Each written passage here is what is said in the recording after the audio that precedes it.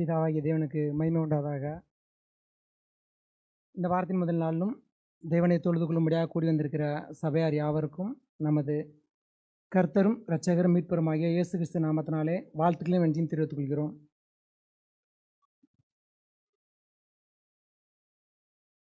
நம்முடைய கர்த்தராகிய இயேசு கிறிஸ்து இந்த பூமியிலே வாழும் பொழுது அநேக காரியங்களை அவர்களுடனே இருந்த சீஷர்களுக்கு, அவருடனே இருந்த மக்களுக்கு ஒரு உபதேசமாக இல்லை ஊமைகளாக நேரடியாக பல காரியங்களை சொல்லியிருக்கிறார். அவர் இந்த பூமியில் வாழும் பொழுது 30 வயசில் ஞானஸ்நானம் எடுத்து ஏறக்குறைய 3.5 வருடங்கள் 33 வயசில் மரிக்கிறாரு. அந்த 3 வருட ஊழியத்தில் அநேக காரியங்களை குறித்து பேசியிருக்கிறாரு அவருடனே இருந்த சீஷர்களுக்கு. நம்ம யோவானில் வாசிக்கிறோம். யோவான் 15வது அதிகாரம் 1 வாசிக்கும் பொழுது, நான் மெய்யான திராட்சை செடி, என் பிதா திராட்சை தோட்டக்காரர். என்னில் கனி கொடாதிருக்கிற கொடி எதுவோ அதை அவர் அறுத்து போடுகிறார். கனி கொடுக்கிற கொடி எதுவோ அது அதிக கனிகளை கொடுக்கும்படி அதை சுத்தம் பண்ணுகிறார். நான் உங்களுக்கு சொன்ன உபதேசத்தினாலே நீங்கள் இப்பொழுதே சுத்தமாயிருக்கிறீர்கள். என்னில் நிலைத்திருங்கள், நானும் உங்களில் நிலைத்திருப்பேன். கொடியானது திராட்சை செடியில் நிலைத்திராவிட்டால் அது தானாய் கனி கொடுக்க மாட்டாதது போல நீங்களும் என்னில் நிலைத்திராவிட்டால் கனி கொடுக்க மாட்டீர்கள். அதாவது இந்த நாளிலும் நாம் பார்க்குறது கனி கொடுக்கணும். இயேசு கிறிஸ்து அநேக காரியங்களை பேசினாலும் இந்த இடத்துல சொல்லும்போது ஒரு கனி கொடுக்கறத பற்றி பேசுகிறாரு. நான் திராட்சை செடி, நீங்கள் கொடிகள். அதாவது ஒரு செடியால் தனியாக கனி கொடுக்க முடியும். ஆனால் அந்த செடி இல்லாமல் அதுலேருந்து வர்ற அந்த ஒரு கொடியினால் இல்லை வெறும் ஒரு கிளையினால் தனியாக கனி கொடுக்க முடியுமா அப்படின்னா கொடுக்க முடியாது. ஒரு கொடினால் எப்போ கனி கொடுக்க முடியும் அப்படின்னா அது செடியோடு இணைஞ்சிருக்கும் போது தான். ஒரு கிளையினால் எப்போ கனி கொடுக்க முடியும்னா அது அந்த மரத்தோடு இணைஞ்சிருக்கும் போது தான். அதனால் நான் இல்லாமல் உங்களால் ஒன்றும் செய்ய முடியாது. நீங்கள் என் கூட இணைஞ்சிருக்கும் போது உங்களால் கனி கொடுக்க முடியும். இந்த பகுதி நம்ம வாசிக்கும் பொழுது ஒரு செடி, ஒரு கொடி இல்லை ஒரு கனி, அதாவது ஒரு மரத்தை பற்றியோ ஒரு கொடியை பற்றியோ பேசுகிற மாதிரி இருக்குது. ஆனால் தொடர்ந்து வாசிக்கும்போது 5வது வசனத்திலிருந்து வாசிக்கும் பொழுது, நானே திராட்சை செடி, நீங்கள் கொடிகள். ஒருவன் என்னிலும் நான் அவனிலும் நிலைத்திருந்தால் அவன் மிகுந்த கனிகளை கொடுப்பான். என்னையல்லாமல் உங்களால் ஒன்றும் செய்யக்கூடாது. ஒருவன் என்னில் நிலைத்திராவிட்டால் வெளியே எரியுண்ட கொடியைப் போல அவன் எரியுண்டு உலர்ந்து போவான். அப்படிப்பட்டவைகளை சேர்த்து அக்னியிலே போடுகிறார்கள், அவைகள் எரிந்து போம். நீங்கள் என்னிலும் என் வார்த்தைகள் உங்களிலும் நிலைத்திருந்தால் நீங்கள் கேட்டுக்கொள்வது எதுவோ அது உங்களுக்கு செய்யப்படும். நீங்கள் மிகுந்த கனிகளை கொடுப்பதினால் என் பிதா மகிமைப்படுவார், எனக்கும் சீஷராயிருப்பீர்கள். அதாவது பின்னாடி வாசித்த அந்த பகுதியை வாசிக்கும்போது அது ஒரு செடியை பற்றியோ ஒரு கொடியை பற்றியோ ஒரு மரத்தை பற்றியோ சொல்லலாம், மனிதர்களுக்கு சொல்லப்படுது. அதாவது என்னுடைய வார்த்தைகள் உங்கள்கிட்ட இருக்கும்போது, அதில் நீங்கள் நிலைத்திருக்கும்போது உங்களால் கனி கொடுக்க முடியும். அந்த ஒரு வார்த்தை இல்லாமல் இல்லை என் கூட இணைஞ்சு இல்லாமல் உங்களால் கனி கொடுக்க முடியாது. அப்படின்னா மனிதர்கள்கிட்ட இயேசு கிறிஸ்து இது சொல்லும்போது மனிதர்களாக இருக்கும்போது அவங்க கண்டிப்பாக கனி கொடுக்கணும் அப்படின்றத எதிர்பார்க்குறார்.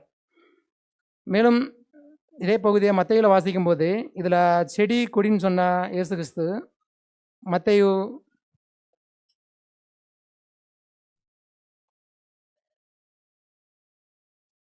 7வது அதிகாரம் 16வது வசனத்திலிருந்து வாசிக்கும் பொழுது, அவர்களுடைய கனிகளினாலே அவர்களை அறிவீர்கள். முட்செடிகளில் திராட்சை பழங்களையும் முட்பூண்டுகளில் அத்தி பழங்களையும் பறிக்கிறார்களா? அப்படியே நல்ல மரமெல்லாம் நல்ல கனிகளை கொடுக்கும், கெட்ட மரமோ கெட்ட கனிகளை கொடுக்கும். நல்ல மரம் கெட்ட கனிகளை கொடுக்க மாட்டாது, கெட்ட மரம் நல்ல கனிகளை கொடுக்க மாட்டாது. நல்ல கனி கொடாத மரமெல்லாம் வெட்டுண்டு அக்னியிலே போடப்படும். ஆதலால் அவர்களுடைய கனிகளினாலே அவர்களை அறிவீர்கள்.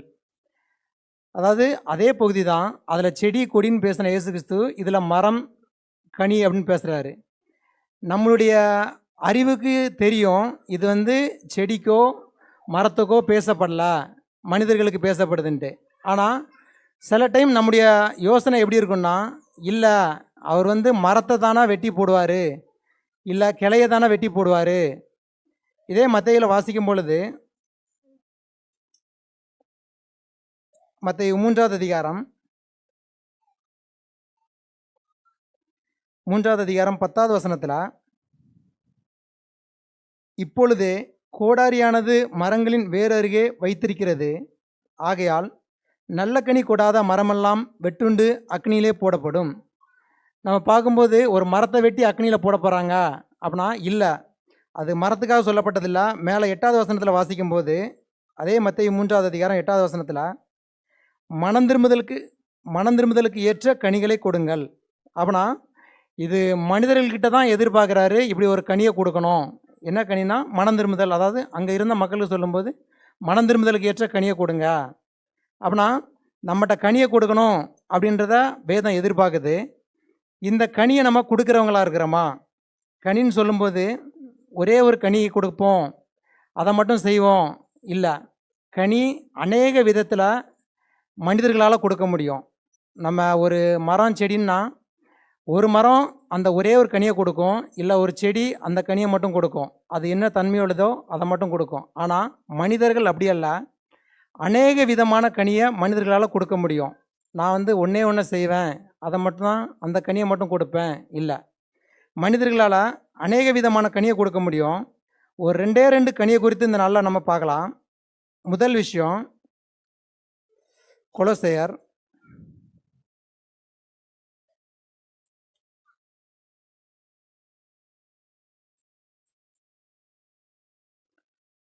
கொலோசையர் 1வது அதிகாரம் 10வது வசனத்தில், சகலவித நற்கிரியைகளுமாகிய கனிகளை தந்து தேவனை அறிகிற அறிவில் விருத்தியடைந்து கர்த்தருக்கு பிரியமுண்டாக அவருக்கு பாத்திரராய் நடந்து கொள்ளவும்.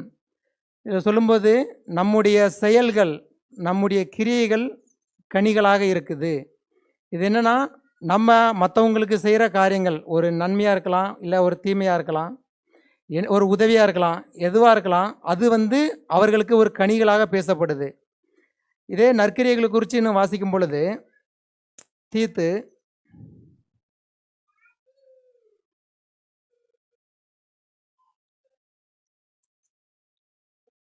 3வது அதிகாரம் 14வது வசனத்தில், நம்முடையவர்களும் கனியற்றவர்களாக இராதபடி குறைவுகளை நீக்கிறதற்கு ஏதுவாக நற்கிரியைகளை செய்ய பழகட்டும். அதாவது அதே பகுதி தான். இதில் நம்முடைய கிரியைகள் கனிகளாக இருக்குது. அது யாருக்குன்னா மற்றவர்களுக்கு.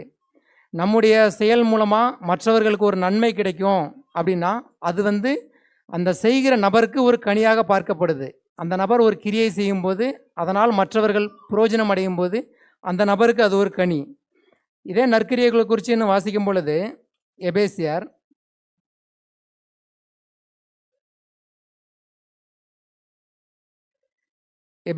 2வது அதிகாரம்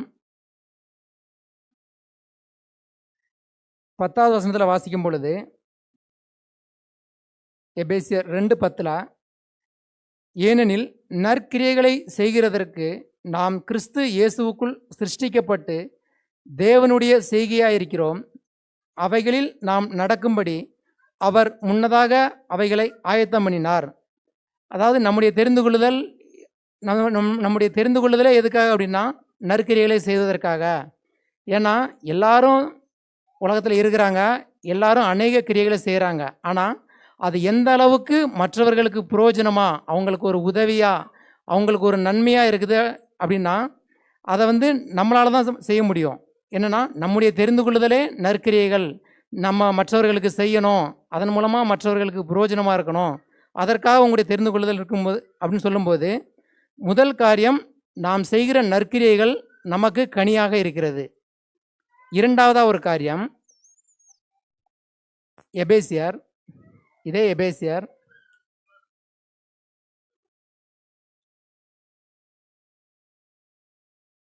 அதிகாரம்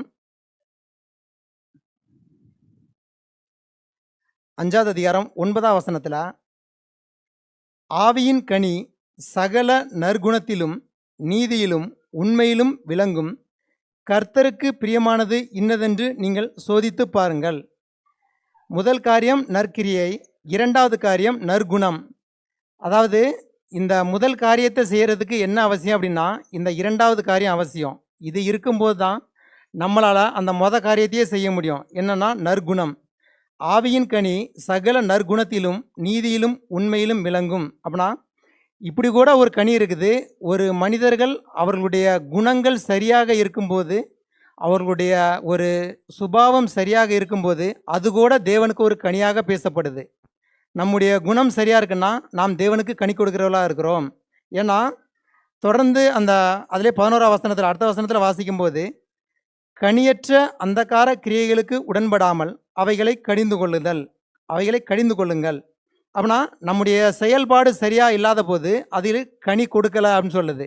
நம்முடைய செயல்பாடு சரியாக இருக்கும்போது நீங்கள் கனி கொடுக்குறீங்க. இதே நற்குணத்தை இன்னும் வாசிக்கும் பொழுது ரோமர்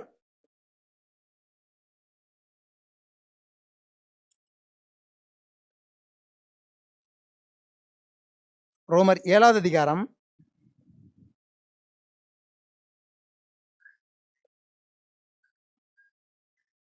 4வது வசனத்திலிருந்து வாசிக்கும் பொழுது, அப்படி போல என் சகோதரரே, நீங்கள் மரித்தோரிலிருந்து எழுந்த கிறிஸ்து என்னும் வேறொருவர்களாகி தேவனுக்கென்று கனி கொடுக்கும்படி கிறிஸ்துவின் சரீரத்தினாலே நியாயப்பிரமாணத்துக்கு மரித்தவர்களானீர்கள். இதில் நியாயப்பிரமாணத்தையும் கிறிஸ்துவின் பிரமாணத்தையும் சொன்னாலும் கூட நம்முடைய செயல்பாடு என்னவாக இருக்குன்னா, நாம் தேவனுக்காக கனி கொடுக்கணும், நம்முடைய கிரியையில் கனி கொடுக்கணும், நம்முடைய குணத்தில் அதாவது நற்குணத்தில் கனி கொடுக்கணும். இந்த நற்குணம் அப்படின்னு சொல்லும்போது நம்ம அதை எப்படிலாம் லிஸ்ட் பண்ணலாம், நற்குணம்னா என்னென்ன, அதை எப்படிலாம் நம்முடைய சுபாவத்தில் மாற்றிக்கலாம், இல்லை நம்முடைய குணத்தில் மாற்றிக்கலாம், இல்லை என்னென்னலாம் செய்யணும் அப்படின்னு பார்க்கும்போது அது ஒரு சில காரியங்களை சொல்கிறாரு. 2 பேதுரு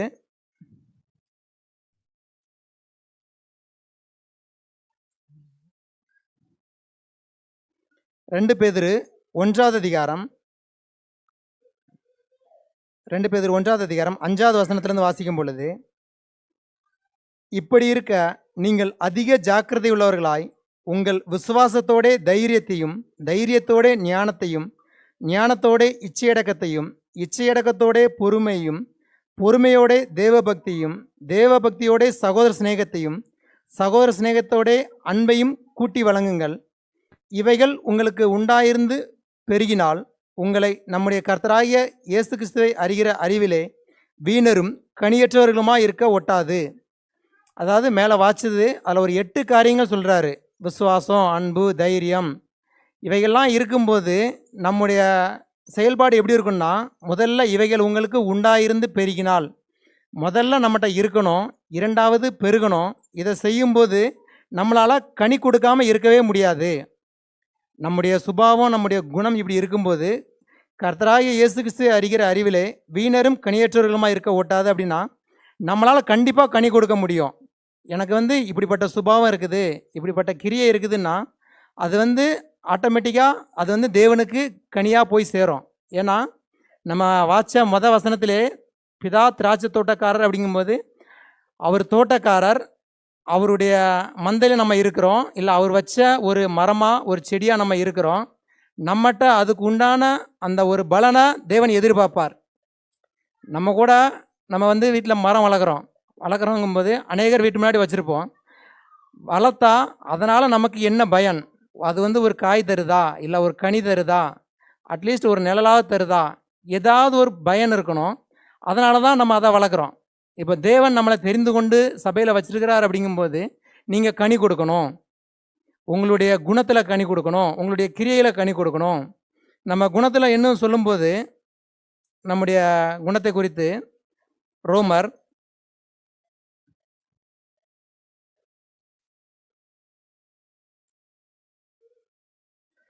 15வது அதிகாரம்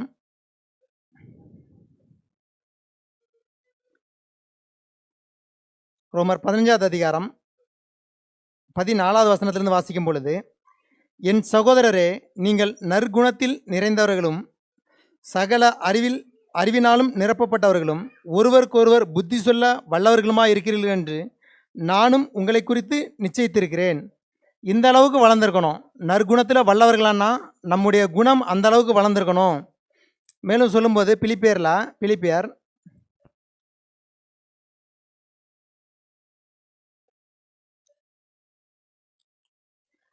முதலாவது அதிகாரம்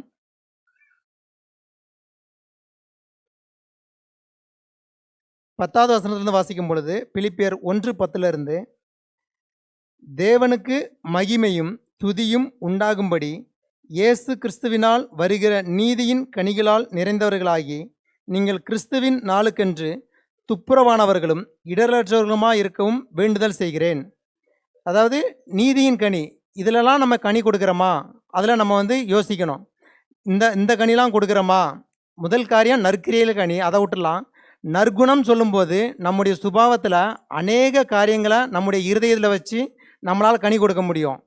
1 பேதுருவில் வாச்ச அந்த ஒரு 8 காரியங்கள், தொடர்ந்து வாச்ச காரியங்கள்லாம் வாசிக்கும்போது இந்த காரியங்கள்லாம் நம்முடைய இருதயத்தில் இருக்கும்போது அந்த நற்குணமாகிய கனியை நம்மளால் கொடுக்க முடியும். சரி, இவ்வளவு காரியத்தை நம்முடைய சிந்தனையில் வைத்து இல்லை இருதயத்தில் வைத்து நம்ம செஞ்சாதான் நம்மளால் கனி கொடுக்க முடியுமா? இது எதுவுமே எனக்கு வேண்டாம், நான் செய்ய மாட்டேன், ஆனால் என்னால் கனி கொடுக்க முடியும் அப்படின்னா இல்லை. இயேசு கிறிஸ்து சொல்லும் பொழுது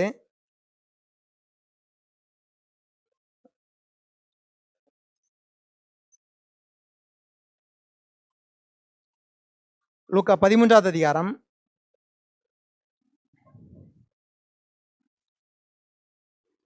6வது வசனத்திலிருந்து வாசிக்கும் பொழுது, அப்பொழுது அவர் ஒரு உவமையையும் சொன்னார். ஒருவன் தன் திராட்சை தோட்டத்தில் ஒரு அத்திமரத்தை நட்டிருந்தான். அவன் அதிலே கனியை தேடின போது ஒன்றும் காணவில்லை. அப்பொழுது அவன் தோட்டக்காரனை நோக்கி, இதோ 3 வருஷமாய் இந்த அத்திமரத்திலே கனியை தேடி வருகிறேன், ஒன்றையும் காணவில்லை. இதை வெட்டி போடு, இது நிலத்தையும் ஏன் கெடுக்கிறது என்றான்.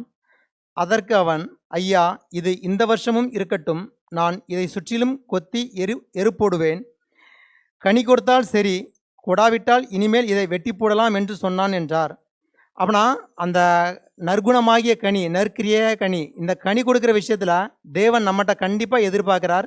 ஒவ்வொரு வருஷமும் சொல்லும்போது இதில் நம்ம எந்த அளவு வளர்ந்துருக்குறோம், ஏன்னா ஒவ்வொரு வருஷமும் இதில் வளரணும், பெருகணும்.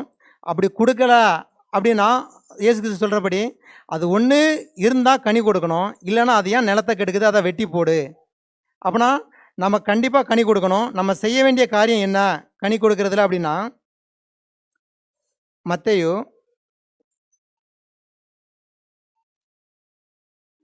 5வது அதிகாரம் 44வது வசனத்திலிருந்து வாசிக்கும்போது, நான் உங்களுக்கு சொல்லுகிறேன், உங்கள் சத்துருக்களை சிநேகியுங்கள், உங்களை சபிக்கிறவர்களை ஆசீர்வதியுங்கள், உங்களை பகைக்கிறவர்களுக்கு நன்மை செய்யுங்கள், உங்களை நிந்திக்கிறவர்களுக்காகவும் உங்களை துன்பப்படுத்துகிறவர்களுக்காகவும் ஜெபம் பண்ணுங்கள். இப்படி செய்வதனால் நீங்கள் பரலோகத்தில் இருக்கிற உங்கள் பிதாவுக்கு புத்திரராயிருப்பீர்கள்.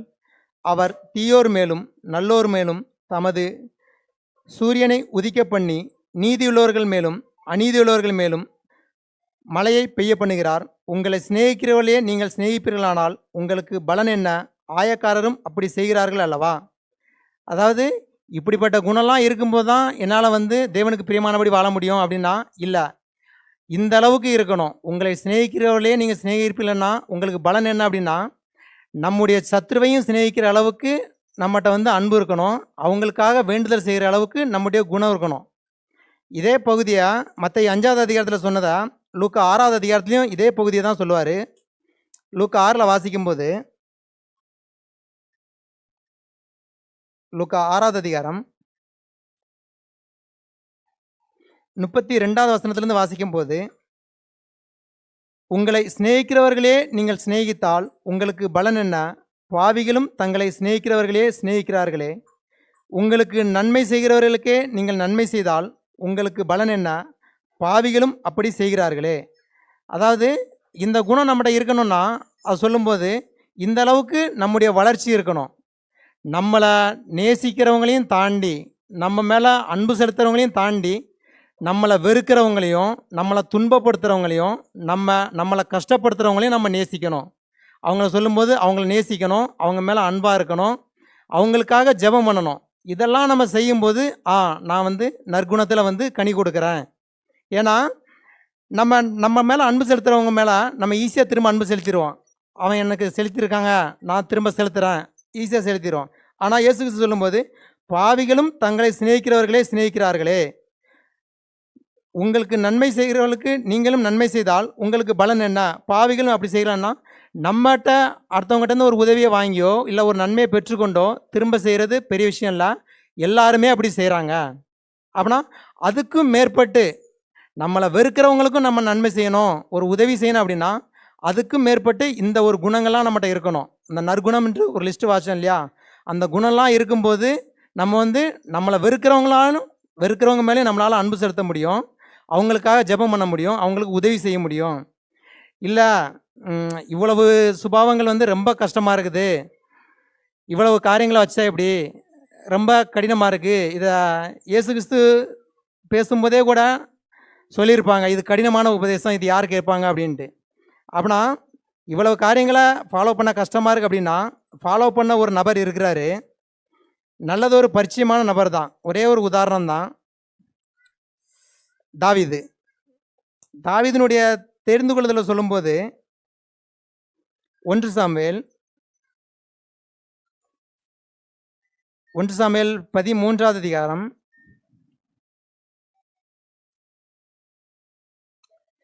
14வது வசனத்திலிருந்து வாசிக்கும்போது, இப்போதே உம்முடைய ராஜ்யபாரம் நிலைநிற்காது, கர்த்தர் தம்முடைய இருதயத்திற்கு ஏற்ற ஒரு மனுஷனை தமக்கு தேடி அவனை கர்த்தர் தம்முடைய ஜனங்களின் மேல் தலைவனாயிருக்க கட்டளையிட்டார். கர்த்தர் உமக்கு விதித்த கட்டளையை நீர் கை கொள்ளவில்லையே என்று சொன்னான். அதாவது சவுலை ராஜாவா இல்லாதபடி தள்ளிட்டு இன்னொரு மனுஷன் ராஜாவா வரப்போறாரு. அவர் யாருன்னா தேவனுடைய இருதயத்திற்கு ஏற்ற மனுஷன் ராஜாவா வரப்போறாரு. அடுத்தது யார் வர்றாருன்னா தாவீது வர்றாரு.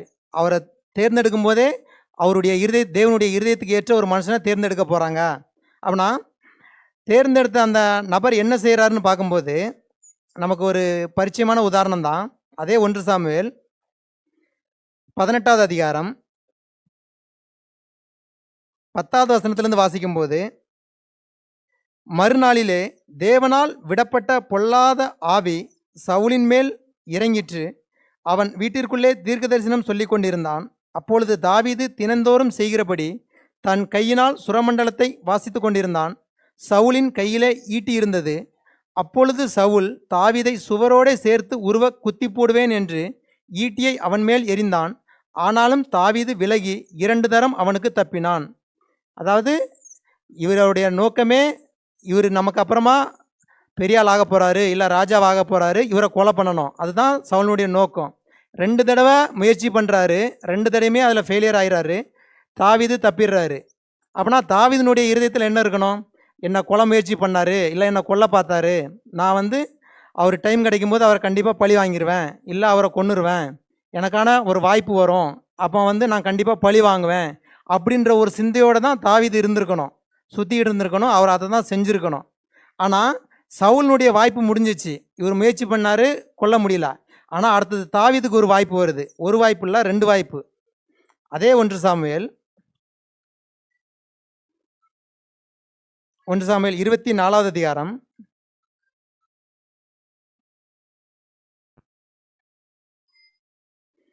4வது வசனத்திலிருந்து வாசிக்கும்போது, அப்பொழுது தாவீதின் மனுஷர் அவனை நோக்கி, இதோ நான் உன் சத்துருவை உன் கையில் ஒப்பு கொடுப்பேன், உன் பார்வைக்கு நலமானபடி அவனுக்கு செய்வாயாக என்று கர்த்தர் உன்னோடே சொன்ன நாள் இதுதானே என்றார்கள். தாவீது எழுந்திருந்து போய் சவுலினுடைய சால்வையின் தொங்கலை மெல்ல அறுத்து கொண்டான். தாவீது சவுலின் சால்வை தொங்கலை அறுத்து கொண்டது நிமித்தம் அவன் மனது அடித்து கொண்டிருந்தது. அதாவது சவுலினுடைய டைம் முடிஞ்சு தாவீதினுடைய டைம் வருது. சவுல் கரெக்டாக தாவீதினுடைய கையில் மாட்டுறாரு. இவர் நினச்சா அவரை கொண்டிருக்கலாம், அப்படிப்பட்ட ஒரு சூழ்நிலை. அவருக்கு அந்த யோசனை வரவும் இல்லை, அப்படி ஒரு காரியத்தை சிந்திக்கவே இல்லை. 2வது அவர் கூட இருந்த மக்கள் கூட என்ன சொல்கிறாங்கன்னா, கரெக்டான டைம் வந்துருச்சு, எதிரியை வந்து ஒப்பு கொடுத்துட்டாரு தேவன், நீர் கொன்னுரும், இல்லை கொன்னுடலாம். ஒன்று நம்ம யோசிப்போம், அவன் என்னை பழி வாங்கிட்டான், இல்லை எனக்கு கெடுதலை செஞ்சுட்டான், நான் திரும்ப செய்யணுன்ட்டு.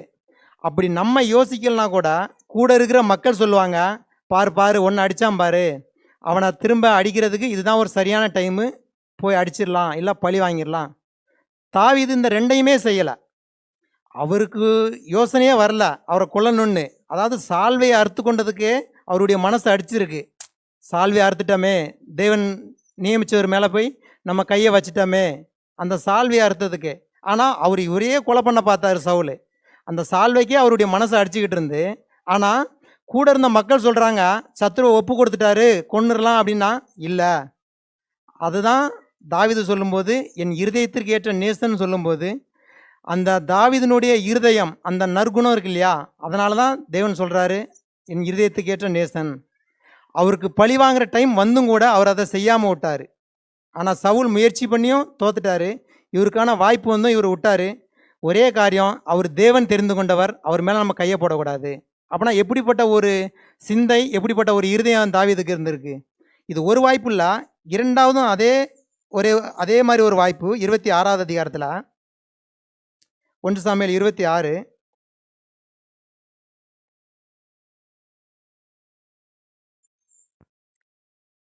8வது வசனத்திலிருந்து வாசிக்கும்போது, அப்பொழுது அபிசாய் தாவீதை பார்த்து, இன்று தேவன் உம்முடைய சத்துருவை உம்முடைய கையில் ஒப்பு கொடுத்தார், இப்போதும் நான் அவனை ஈட்டினால் 2 குத்தாக குத்தாமல் ஒரே குத்தாக நிலத்தில் உருவ குத்தட்டுமா என்றான். இதுலேயும் தாவீது சொல்லலா, கூட இருக்கவங்க சொல்கிறாங்க கொன்னுடலாம். ஆனால் தாவீது 9வது வசனத்தில், தாவீது அபிசாயை பார்த்து, அவரை கொல்லாதே, கர்த்தர் அபிஷேகம் பண்ணுவித்தர் மேல் தன் கையை போட்டு குற்றமில்லாமற் போகிறவன் யார் என்று சொன்னான். அதாவது அந்த அளவுக்கு தாவீதுக்கு தேவன் மேலே அப்படி ஒரு விசுவாசம், அப்படி ஒரு நம்பிக்கை, அப்படி ஒரு அன்பு. சவுல் முக்கியம் இல்லை, அவர் தேவனால் நியமிக்கப்பட்ட ஒரு நபர். அப்போனா அவர் மேலே கை வைக்கக்கூடாது. இந்த ஒரு இருதயம் தான் இருக்கணும், இந்த ஒரு நற்குணம் தான் இருக்கணும். இதுவும் ஒரு கனி தான். அந்த நற்குணமாகிய கனிங்கும்போது நமக்கு கெடுதல் செய்கிறவர்களுக்கும் நம்ம திரும்ப நன்மை செய்கிறது ஒரு குணம், அது ஒரு கனி. தொடர்ந்து வாசிக்கும்போது 10வது வசனத்திலிருந்து, பின்னும் தாவீது கர்த்தர் அவரை அடித்து அல்லது அவருடைய காலம் அவர் மரித்து அல்லது அவர் யுத்தத்திற்கு போய் மாண்டால் ஒழிய, நான் என் கையை கர்த்தர் அபிஷேகம் பண்ணுவித்தர் மேல் போடாதபடிக்கு கர்த்தர் என்னை காக்க கடவர் என்று கர்த்தருடைய ஜீவனை கொண்டு சொல்லுகிறேன். இப்போதும் அவர் தலைமாட்டில் இருக்கிற ஈட்டியையும் தண்ணீர் சொம்பையும் எடுத்துக்கொண்டு போவோம் என்றான். அதாவது அங்கேயும் ஞாபகப்படுத்தினார். என்னன்னா, அந்த சால்வினுடைய தொங்கலை அறுத்த போது தேவன் வாய்ப்பு தந்தும் நான் செய்யலை. இங்கேயும் ஈட்டியையும் தண்ணீர் சொம்பையும் எடுத்துகிட்டு தேவன் வாய்ப்பு தந்தும் நான் செய்யலை. என்கிட்ட எந்த ஒரு குற்றமும் இல்லை, என் மேலே எந்த ஒரு பழியும் இல்லை, அதனால் நான் எதுவுமே செய்யலை. அப்படின்னா இயேசு கிறிஸ்து நம்ம மறுபடியும் அந்த யோவானுக்கு போகும்போது முதல் வாட்ச வசனம், யோவான் 15வது அதிகாரம் 1 வாசிக்கும் பொழுது, நான் மெய்யான திராட்சை செடி, என் பிதா திராட்சை தோட்டக்காரர், என்னில் கனி கொடாதிருக்கிற கொடியதுவோ அதை அவர் அறுத்து போடுகிறார், கனி கொடுக்கிற கொடியதுவோ அது அதிக கனிகளை கொடுக்கும்படி அதை சுத்தம் பண்ணுகிறார். அப்போனா தேவன் தோட்டக்காரராக இருக்கிறார், நாம் அவருடைய தோட்டத்தில் செடிகளாக மரங்களாக இருக்கிறோம்.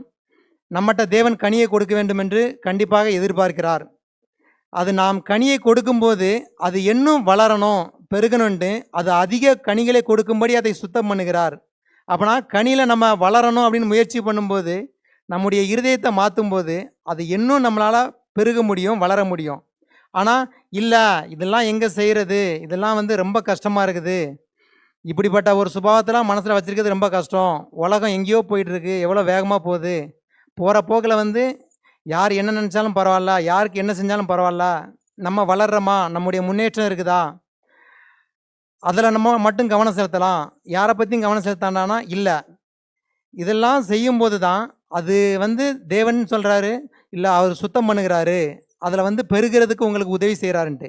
எதையுமே நமக்கு கவலை இல்லை, நம்முடைய இருதயமும் சரி மாறாண்டாம், நம்முடைய கிரியைகளும் மாறாண்டாம், என்னுடைய விருப்பப்படி போவோம் அப்படிங்கும்போது இல்லை, அது தேவன் ஒரு டைம் வரைக்கும் பார்க்குறாரு.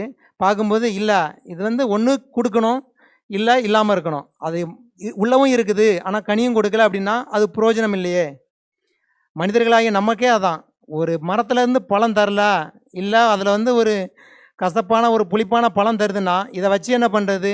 ஒன்று அது இல்லாமல் இருக்கணும், இல்லை அதை எடுத்துகிட்டு வேறு மரத்தை வைக்கலாம். அதே தான் தேவனுடைய சிந்தையும். நம்ம கொடுக்கும்போது நம்ம வளர்கிறதுக்காக அவர் உதவி செய்கிறார். இல்லை நான் செய்யவே மாட்டோம், நம்ம பண்ண மாட்டோம் அப்படிங்கும்போது, இல்லை ஒன்று அதை மாற்று, இல்லைனா அந்த இடத்துலேருந்து வேற எடுத்து வை அப்படின்றாரு. இப்படிப்பட்ட வசனத்தை நாம் நம்முடைய இருதயத்தில் வைப்போம், நாம் சிந்திப்போம், நாம் தேவனுக்கு பிரியமானபடி வாழ்வோம்.